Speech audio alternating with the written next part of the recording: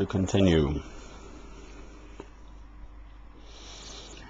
Just met such a nice chap at breakfast. I stay at a bed and breakfast here in Stone, Staffordshire. I've met him before. Apparently he normally stays the Wednesday night as well. It's Thursday now. His name is Sean. And we'd spoken before. He says, yes, I call myself a Christian and about his work stuff. But his wife isn't a Christian. He didn't have a Bible. Someone at work gave him a Bible. Okay, she was going through his kit, unpacking for him or whatever. Oh, what's this? How sad. To be married to someone who basically thinks your faith is rubbish. Gee.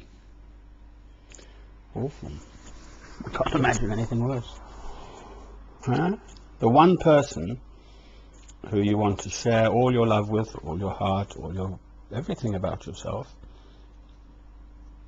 and to love you, my Lord, comes first, before one's wife, before one's parents, before everything, before one's children, before one's very self. So for the woman you're with, who's born your children, I have 2 young children, 8 and 5, I think he reads, says prayers every night, and his wife basically thinks that's a load of rubbish. Wow. Gee, man, that's awful.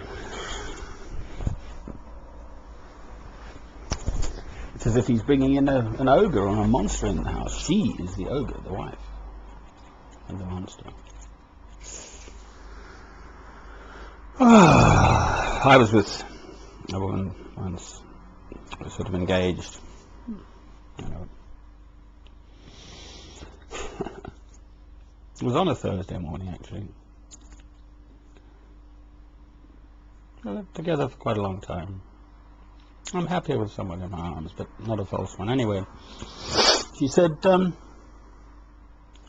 I've been listening to your drivel for years. I've never forgotten that. Yes, okay, I do, Rabaton, I agree. But I work very hard at making sense of this crazy world. And the only way, I am the way, the truth, the life, this is Christ. The only way to make sense of it is through you, my Lord. The only way. There is no other way. I ended up at this Tibetan Buddhist place the weekend.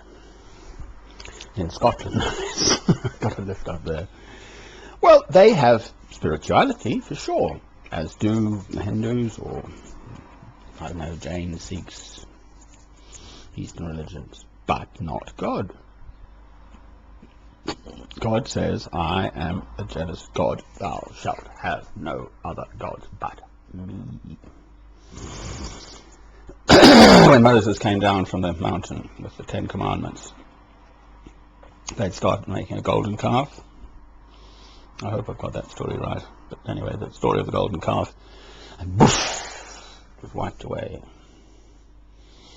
The Old Testament is littered with stories of people starting to worship false gods. And God eventually gets fed up with them and sends plagues on them and wipes them out or whatever.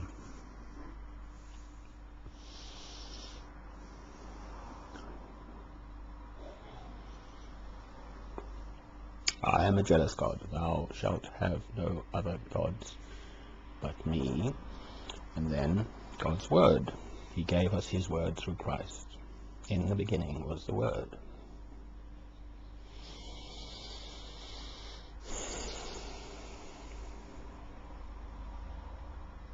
It is the only guide to God.